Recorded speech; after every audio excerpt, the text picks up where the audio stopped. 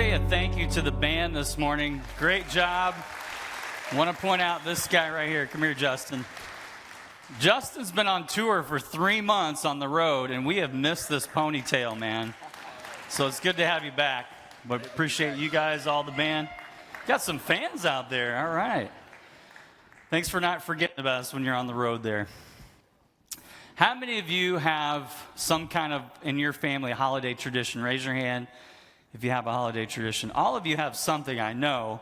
We all have these traditions, and for us, the Eckarts, when we were newly married, before we had kids, it was our chance to kind of establish some new traditions. One of our traditions is always driving out of state where all of our family lived for many years. And there were also some other things as our kids came along where we did the 3 present thing because Jesus got 3 presents and because we were poor. So that's how we did it. We kind of, I guess, spiritualized that, but we always said to our kids, this is why you're getting 3 presents. So there's a little symbolism there for sure.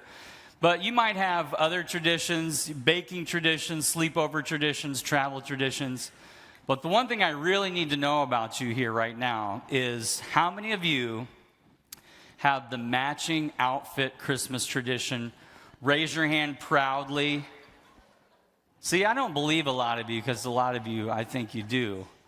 But let me ask you this. How many of you would say, Geoff, I will never participate in the matching Christmas outfit tradition? Raise your hand. God sees your hand right now. He knows. Never say never, because my hand used to be up and something happened to me, but I think maybe I was even the instigator of the matching outfits. Traditions around the world are interesting. In Slovakia, what they do over the Christmas holidays is this is a strange one, but they take pudding, or as we affectionately refer to in Indiana where I'm from, pudding, and they throw it on the ceiling. And if it sticks, that means you're supposed to have a good New Year, I guess. In the Czech Republic, what ladies do is they stand by their front door, they take one of their shoes, throw it over their shoulder, and if it lands in a certain direction, that means they're going to get married that year, I guess. So that's an interesting one. In Venezuela, one of the more fun Christmas traditions is, I guess this is a thing, but in Venezuela, it is a thing on Christmas to go to Christmas service or Mass and get there wearing roller skates. Sounds kind of fun. In Germany, what they do is they take boots and they set them outside of their rooms. And kids, if you wake up and you've got a boot full of sweets, that means you've been good that year. In Finland, they light candles and they take them to the local cemetery and place them on tombstones. That sounds a little morbid to me, but that's what they do. But the fun one is in Japan in 1974. This is a country that doesn't really celebrate Christmas because there's a very small percentage of Christians in Japan.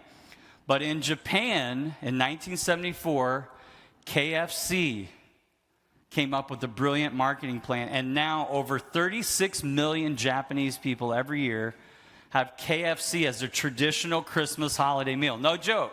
You have to order it like months in advance, I guess. So traditions are interesting all over the world, and we all have our different traditions. And as you think about that, why traditions are important? They're important because they speak symbolism. They maybe provide an identity for us, something to latch on to, something that helps us recognize the uniqueness of ourselves, our family, the tribe that we're from, the culture that we're a part of. But traditions are things that can matter when there's meaning. And maybe you've had traditions in your life and you don't really know what they mean, but maybe there is a meaning. And what we're going to do today is we're going to look at a scripture that tells us a little bit about symbolism, because I'd like us to look back to 2024 and recognize the miracles that we've seen, the miracles in your life. 2024 for you, you maybe have never thought of this before. 2024 was a year of miracles for you. It was a year where God provided, maybe in ways that you haven't even understood yet. He guided, He protected, He was watching out for you in some specific way throughout that year. And so this is a good time of year. It's a time of year where there's generally this feeling of reflection as we think about the last previous year that we lived and going into the next year, what we might want to adjust or change or see or strive towards.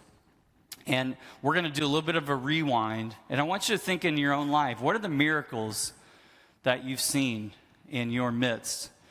Now, right now, here at Daybreak, we're having our second service this Sunday morning. I want to tell you about a miracle that happened just a few minutes ago. Some of you know this, some of you don't. You're completely unaware. But I've never experienced this before. In our first service, we had a medical emergency. And a gentleman from our church family was having heart issues. And we had to go to work on him immediately. And for a few moments, I don't know if there was a pulse that he had, but I want to tell you that our church and our folks and team that are trained for this moment were able to come next to him and actually revive him and save his life just a few minutes ago here at Daybreak. So we've already experienced a miracle today, and I'm grateful. I'm so grateful for our team, our staff and volunteers and others that were ready and prepared for this moment. And I want you to know, for those of you here in the house, if something were ever to happen for you here, you're in a really good place, because there's a lot of people that were ready, and just within seconds were mobilized and helping, and were able to really help revive and save his life. So I'm grateful for that miracle today. And someone said to me, you're not really a real pastor until you've had something like that happen. So I think I also had a moment today too. But I'm grateful for how God spared his life today. So as we think about the scripture that I'm going to read before we talk today, I want to just give you a little bit of a context. Sometimes you can read the Bible and it's confusing because you don't know exactly where you might be in the story. But I'm holding my Bible here, and the first, up to about right here, this first part is called the Old Testament. This is before the life and teachings of Jesus. And this is primarily about the story of God's people, the nation of Israel, which still exists today. And then the New Testament, the second part, which is the later third, it begins with the life and teachings of Jesus. And then it gets into the days of the early church that began to grow after the death and resurrection of Christ. So what we're going to do today is we're going to go back in the Old Testament. And a couple series ago, we talked about this whole story of how God rescued his people out of Egypt. And the nation of Israel was enslaved to the Egyptians, which was the most powerful nation in the world at that time. And he brought them out of slavery, and he used a man named Moses to lead them. And then as they continued to go forward to this place that God had promised them, another person God raised up, which was an apprentice to Moses, named Joshua. And that's where we find ourselves in the story, with this man named Joshua, who is leading God's people. And this is what it says in Joshua chapter 4. On the 10th day of the first month, the people went up from the Jordan, and they camped at Gilgal on the eastern border of Jericho. And Joshua set up at Gilgal the 12 stones they had taken out of the Jordan. And he said to the Israelites, in the future, when your descendants ask their parents, what do these stones mean? Tell them, Israel crossed the Jordan on dry ground. For the Lord your God dried up the Jordan before you until you had crossed over.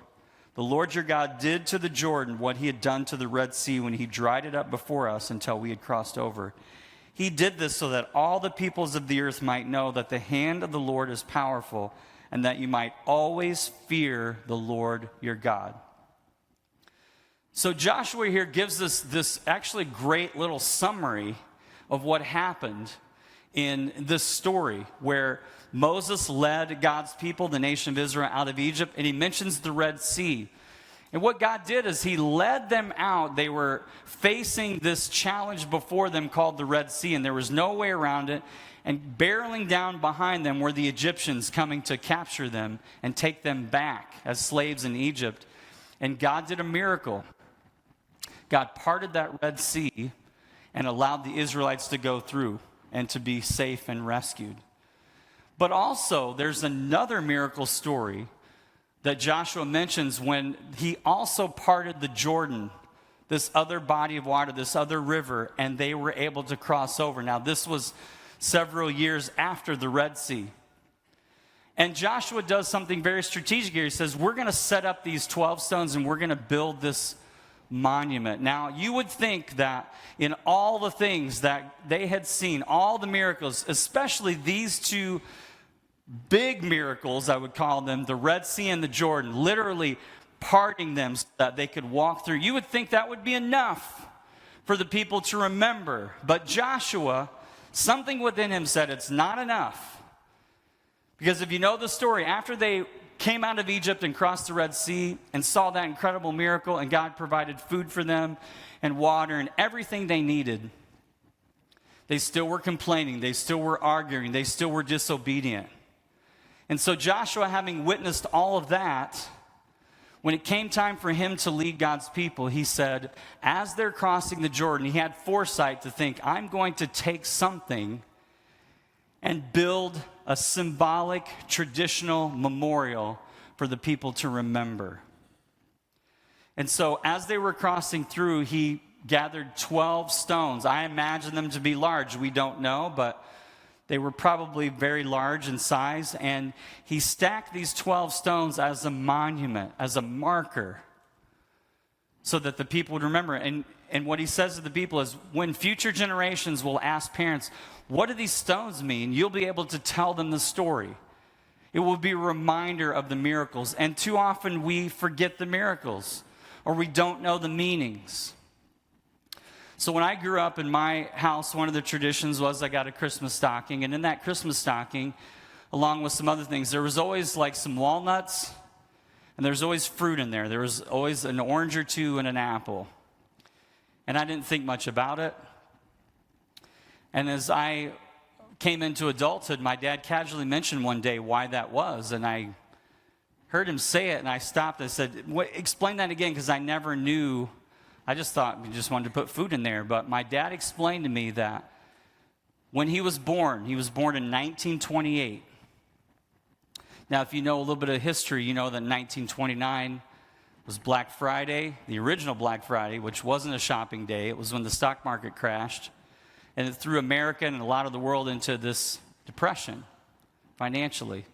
My dad was raised during those years. My grandpa was a farmer, and he farmed for 50 cents a week. So times were tough. And so Christmas was a special time of year where they could afford to have fruit, where they couldn't normally the other times of year. So for my dad, that fruit was a reminder of what Christmas meant to him and of God's faithfulness to get them through that difficult period. But see, I never knew that. So that gave so much more meaning to me once I understood and recognized that. And Joshua here is saying, I want you to know what these stones mean. So I want to take us through briefly a little bit of a backstory to 2024. And what are the 12 stones that we've seen for God's faithfulness here for his people, for us at Daybreak. And I recognize that for some of you, you might be guests today. You might be with us on Daybreak Live. And some of you might be what I would call regulars or part of this church family. But it's always good to look back and to recount what God has done, because he has been so faithful to us here at Daybreak. So the first stone I want to talk about is new life. What we've seen God do here in the last year is pretty amazing. We've seen 125 people give their lives to Christ for the very first time here at Daybreak. Now that's a nice golf clap, but I think you can do a little bit better than that, because that's incredible. 125 salvations. New life. Look at what God has done among us to call people to himself.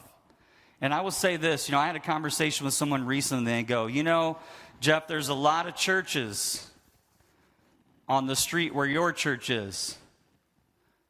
Why is your church different than any of the others? Now, all these churches, not only in our neighborhood here, but all around the world, they're unique, they're different. God has a different mission, a different purpose. We're all serving the same God. But you know, one of the things that's distinctive for us is new life. We celebrate how God can transform people that don't know him. One of the terms we talk about is being spiritually lost. And for probably all of us, we didn't recognize how lost we were until we decided to become found by the grace of God. Aren't you grateful that we've seen God change 125 people's lives here in the last 12 months at Daybreak? That's a miracle amongst our midst that we should celebrate. I want to celebrate another stone. Stone number 2 would be new missions here at Daybreak. We've seen new initiatives that we've relaunched these projects to take us out of our neighborhood and out of our comfort zone and into the lives of people here in our community, here in our country, and around the world where God is sending us. And this year, we were able to relaunch what we've called Justice Missions here at Daybreak. And I want you to meet someone who's been on one of those trips here recently, one of our students. His name's Michael. I'm going to ask Michael to come up here, and I want you to give him a big welcome.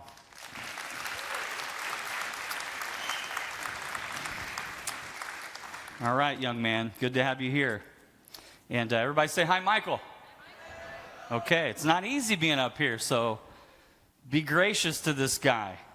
I'm so grateful that you as a high school student, you've chosen to come up here and to share. And you're an influential person in your school. You're an athlete. You're a quarterback. You're doing so many things in the community. But you chose to take a few days, and I think you got out of school too. Is that okay? So that's all right. That's still okay. But you got out of school, and you went down to North Carolina for one of our first new trips here doing disaster relief. So tell us about where you went, what you did, what that experience was like. Yeah, so we went to North Carolina. Just obviously the hurricane had hit there and hit there pretty hard, and they had a couple cabins that had been torn down by the hurricane, and we just helped rebuild them, and it was just cool to see and cool to help the people.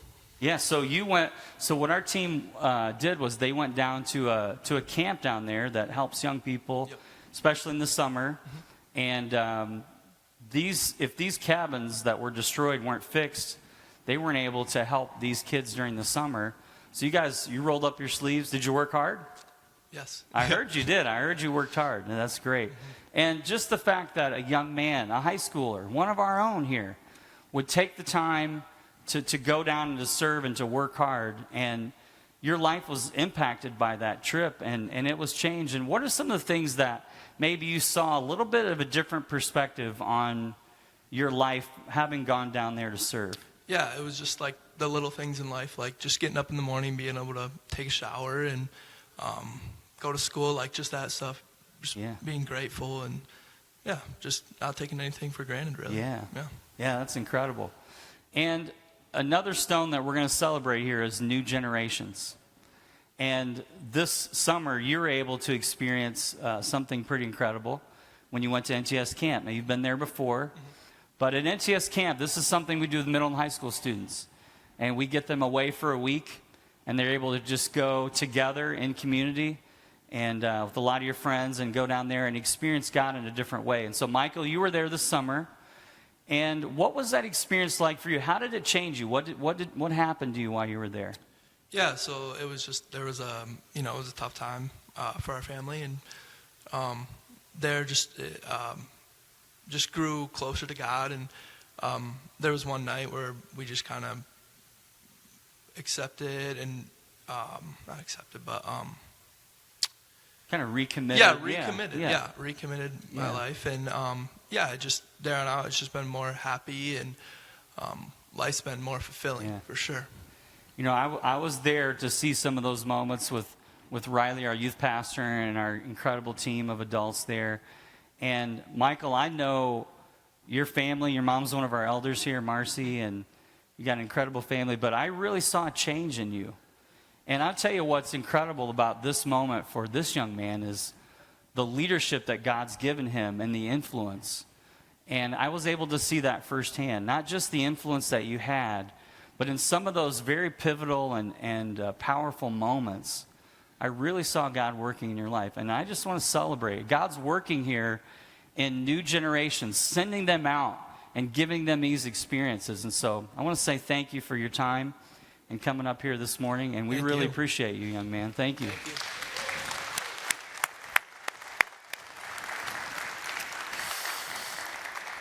you. You know, as I was talking to this friend of mine that asked me about what makes our church different, you know, one of the distinctives here is that we believe in the next generation. And Michael represents that. And there's somebody else here that I'm going to invite up here. She's a little bit younger. And I want you to give her a big welcome. And her name is Emery. Come on up, Emery.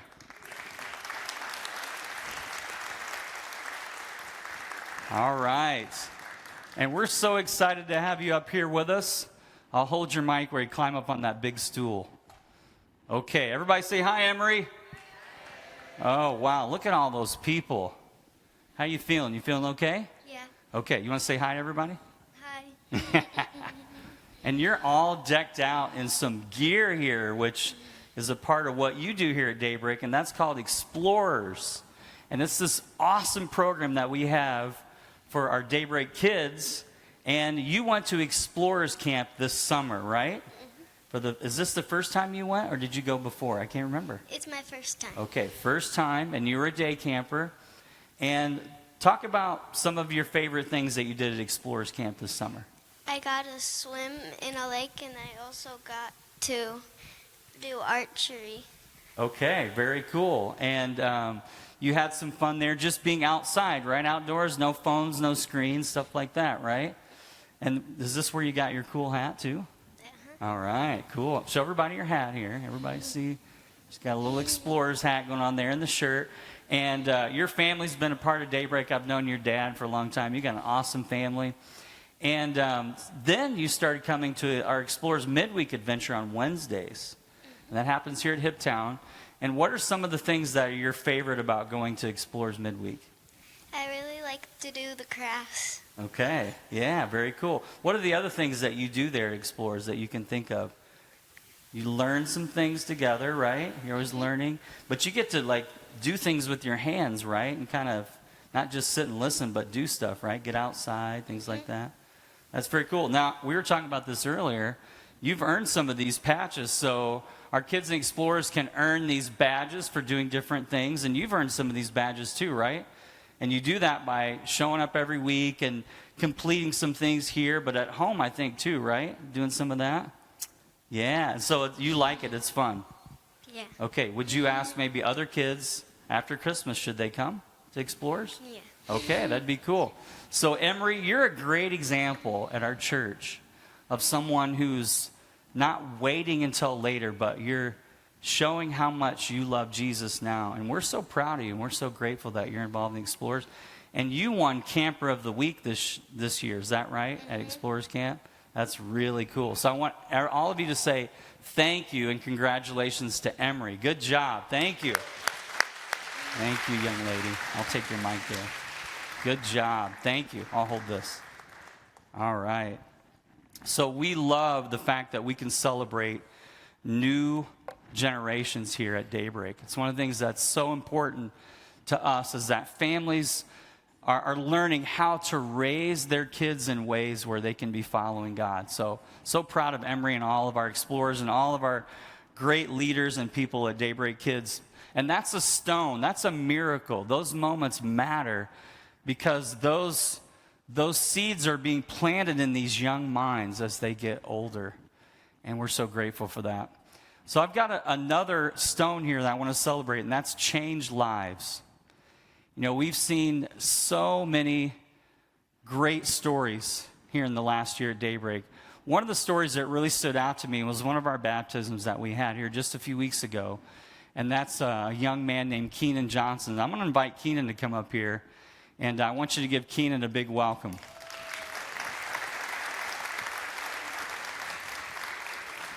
Man, so grateful for you, my friend. So I want you to talk a little bit. You were baptized in October. Yes. And you're a little bit newer here to Daybreak. Yep, I started coming. My first service was September 8th, I Okay, believe. you remember the day, your Yep. first day, and you were invited here by someone that's become really special in your life? Yep, it was an old friend. We knew each other in middle school, high school, didn't talk for over 10 years, and ran into each other at work one day. I had picked up one of my coworkers' clients because he had something else to do, so it wasn't a normal client that I would have. Yeah. And ended up running into a really wonderful woman who is now my fiance. Okay, wow, lots changed for you. So, Yep. well, congratulations on that. Thank you. And let's talk about what led up to that time when you got baptized. You got quite a story. I wouldn't say, Tell yeah. us a little bit about some of the highlights. Where's God led you? It's quite a long story. My journey with God has been my whole life. I went to church growing up. Throughout my teens, I volunteered at our friendship program, which was helping with special needs adults and children. I did cadets, which is a lot like our explorers here, Yeah. which was really fun for me. I loved that. After that, I was in my adolescence, teens, started to fall away from my faith, took a wrong path. I ended up going to prison when I was 20 years old, did 4.5 years, got out when I was 24, and I spent a lot of time in there reading scriptures. I studied a lot of religious material. I read the Torah, the Bible, anything you could think of because I had a bunch of time. Yeah. Found my way back to God. I still wasn't 100% in my faith after I'd gotten out, and it wasn't until after Thanksgiving in 2023 I had lost my 8-month-old son. He had drowned, and after that I talked to God every day. I read my scriptures every day. Yeah. That's where I found my faith again. Yeah. And so, when you get to know this young man, you hear all the things you've been through and all the experiences you've had, and yet you found God's faithfulness to you when you're willing to come back. And we're Yeah. so grateful for that here. So am I. You're an inspiring person for us. And let's talk about how your life has changed. Baptism was a big moment for you. Yeah. Yep. And what's happened in your life since you've come back to Christ? I'm engaged. I have a beautiful family, in-laws. My soon-to-be wife has 2 amazing boys that I absolutely love. I have beautiful nieces and nephews now. Life is really good. Yeah. I work for a nonprofit organization where we help out with the homeless and people with mental illnesses, and I love giving back. I worry a lot less about myself now than I ever did. I just give it to God, and I feel like my life has been going really well. Yeah. Well, when you sometimes we just hear little snippets when someone gets baptized or they maybe come up here, you hear their story. But Keenan, as I've heard more and more of your story and spent more time with you, I've been so inspired personally by how you've just allowed God to just transform your life and take some really difficulties and challenges that you faced and allow God to use them. His passion is to, like he said, to give back, and even thinking about maybe some opportunities in prison ministry. Yep. And we're so grateful. We talked about this morning. Yeah, so we just celebrate. This is a person that just stepped into this church. And one of the things I hear over and over, and it's a stone here that I celebrate, is our willingness to welcome everyone that walks through those doors, everyone watching online, that we don't discriminate in any way in terms of who we love, and just knowing that we're all, the song we sang earlier, that we've been saved by grace, we've been brought from brokenness, and we all have that, share that similar story. It doesn't matter how we maybe dress ourselves up. We've found the grace of God to get us through difficult times. And so, Keenan, we're grateful for you. We're grateful that you're part of Daybreak, and we love hearing your story. Thank you. Can we thank this young man? Thank you, sir. Yeah. Thank you so much. Wow. It's powerful to consider all the lives that have been changed here at Daybreak. And here's another stone, changed relationships. How God is moving in what we're seeing. We've got a men's ministry that launched this year that's growing. We've got a women's ministry that's fairly new here at Daybreak, and it's growing. And we've got growth groups happening. And some of you are like, well, what are growth groups? Well, we know that changed relationships change us. And Steve mentioned earlier, one of our hosts, that we have these growth guides. And I'm going to talk about these in a minute, but it's a chance for us to get together in groups and discuss together. And if you haven't experienced that here at Daybreak, that is a memorial stone that God is building here where miracles are happening. And I tell you, one of the miracles that I see over and over is people looking for relationships. You know, I'm frankly amazed in our society that as much as we can be connected, there's a lot of loneliness. And maybe you're experiencing that. And I want to tell you that a miracle that can happen in your life in 2025 is the miracle of relationships that you can have that can transform your life. You know, it's one thing to have a relationship where you can feel comfortable, but what about a relationship maybe where you feel challenged? Maybe where you feel loved? Maybe where you feel inspired? And that's one of the stones that I celebrate here at Daybreak. Another one is changed patterns. Stone number 6 would be change patterns. And I want to mention our growth guides.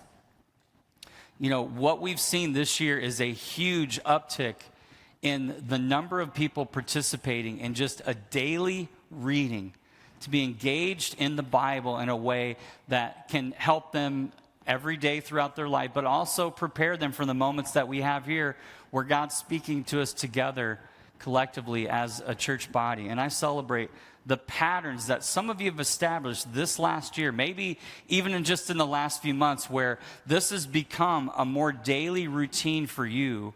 And you know, when you change one little thing in your life over time, the trajectory that takes you on, and some of you are on that trajectory, and I celebrate that. And if you're not, let me just encourage you to get engaged in a way that can just transform your life little by little every day. Stone number 7 is faithful generosity. The generosity of our church, the ways in which many of us have found out of obedience this joy in giving. You know, the longer I've seen God work in my life, the more I've realized that my willingness to let go of what He's given me has brought so much joy. And many of you have experienced that. And we say it over and over, but this generosity, when we combine it, it is a powerhouse to consider what God does to change lives. And we've heard some of those stories already. Stone number 8 is faithful leadership here at Daybreak. We've got an incredible group of people here on this staff. We've got an incredible group of people that are our elders. And, you know, sometimes I've been a part of a lot of different movements and organizations and ministries and businesses over my lifetime. And typically, in just about every one of them, there's some divisiveness or there's some drama somewhere. And I just want to tell you straight up here at Daybreak, we're not perfect. But, you know, our staff are incredible people that are humble, talented, that serve God. Our elders are 100% in here at the mission of Daybreak.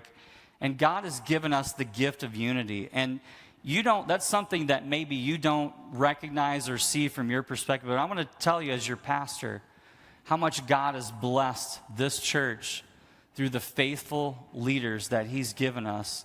And I tell you, when you have a group that's unified and moving together, it's incredible what God can accomplish through that. Stone number 9 is the faithful servants and volunteers that we have here at Daybreak. And if you're a volunteer here at Daybreak, I just want you to raise your hand for a moment. If you serve in any capacity, raise them high and hold them up for a minute. And those of you raising your hands, we want to say thank you for serving here at Daybreak, for your faithfulness.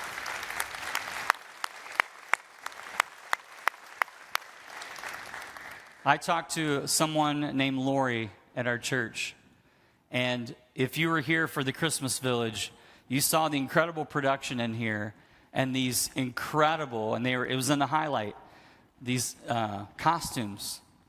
And Lori, along with some others, and she's just one of many. I asked, how many hours did you spend building and designing, putting together those costumes? She said over 120 hours that she volunteered just for that one moment. Now, what you may not realize or recognize is that multiply that by very many, just for the Christmas Village alone.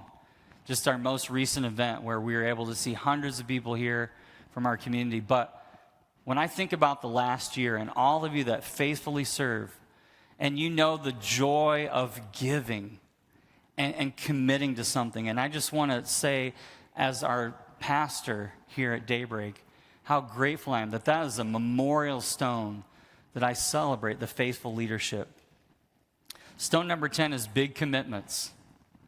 We've seen some big moments here at Daybreak. Now, one of the things that I brought with me here that some of you may have is this right here, a Daybreak key. Now, some of you may not know what this is. Maybe you're a little newer to Daybreak and you weren't there, but on our 35th anniversary, we're able to invite one another into a commitment to be a part of this church family. You know, commitments are things that sometimes we don't understand how important they are. But when you can commit to something, you know, it's easy to be comfortable. It's hard to commit. And our invitation was, Daybreak is my church. It's where I go, it's where I grow, it's where I give. It's a part of who I am. And so for those of you with keys, I want you to, whenever you see that key, I want you to remember that commitment and that moment, because that is a moment that will multiply into miracles for years to come. Our willingness to have those moments and to say, God, I'm committing to be a part of this wonderful church called Daybreak. Stone number 11 is big moments. We've had some of them. I mentioned the Christmas village that we've had. The Genesis tree back in Easter, which seems so long ago. The adventures that we've had going overseas to some different places. The adventures of sending our kids to camps and our students. The Project 168 that many of us participate in, this 24 hours of prayer that we did to kick off the fall season. Some of you are involved in Reset back in January of this year, almost a year ago, and we're getting ready to come up upon that again.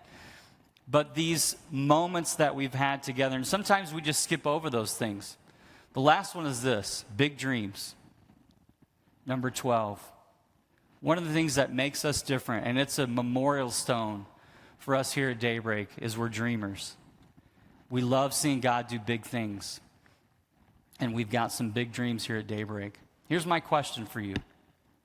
As you consider 2024, as you look back, what are the miracles? What are the stones that you would build as a monument, as a symbol, to remember the miracles that God provided for you? Because God is a God of miracles. Maybe 2024 was a difficult year. And maybe you're looking into 2025 hoping that it changes. And we don't know what 2025 holds yet, do we? But here's what we know. We know that God holds that year in his hands for us. And I know and believe that for you, it will be a year of miracles. And as you think about this next year, what are you willing to do to continue to walk in the favor of God? Just coming up here in a few days, we have Reset. And Reset is so important for so many of us because it allows us to get our minds straight, to get our minds right. If you look back to 2024 with regret, if you look back and think, boy, I made some mistakes, I wish I would have changed some things, let me just invite you into a moment to see the miracles of God for you, because God has an incredible year ahead for you if you're willing to trust him. And Reset is just one of the